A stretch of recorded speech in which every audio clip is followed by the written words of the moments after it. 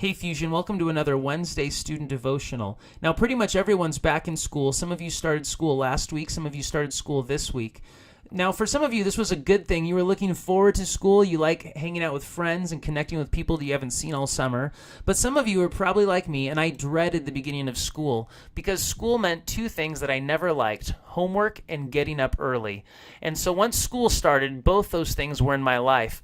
But today I want to talk to you about why you should love your school. In fact, God tells you to love your school, and He tells you to do that in Jeremiah 29, 5 through 7. Now, let me tell you what's going on in Jeremiah 29. It's one of the most interesting times in the Old Testament because the people of Israel, the people of God in the Old Testament, they were under captivity. They were living in exile. You see, these guys called the Babylonians had come to Jerusalem, where the people of Israel were centered, and they defeated them. And instead of just defeating them and occupying their city, they actually drugged the people of Israel from their homeland through the desert, and they dropped them off in the city in the area of Babylon. And there was nothing against Babylon, but the people of Israel weren't from there. It's like if you and I were taken from Utah and we were dropped off in the middle of the Sahara Desert. Nothing wrong with the Sahara. It's just we're not from there. We don't speak the language. We don't understand the culture, and neither did Israel. But God expected something pretty amazing from His people, and He tells them this in Jeremiah 29. He says in verse 5, "Build houses and settle down, plant gardens and eat what they produce. Marry and have sons and daughters, find wives for your sons, and give your daughters in marriage, so that they too may have sons and daughters. Increase in number there, do not decrease. Also, seek the peace and prosperity of the city to which I have carried you into exile. Pray to the Lord for it, because if it prospers, you too will prosper."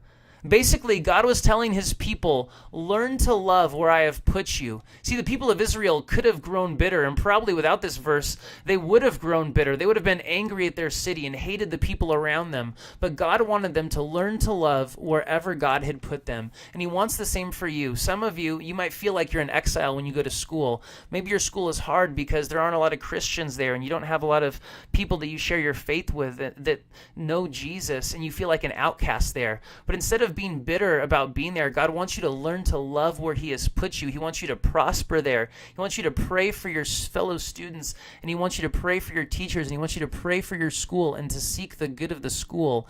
And ultimately, here's what God wants. God wants you to influence your school for God. He wants you to influence your school for Him. That's what He was telling His people. He said, the reason I want you to thrive in the city that you're in, even though it's not your home, is because I want you to influence that city for me.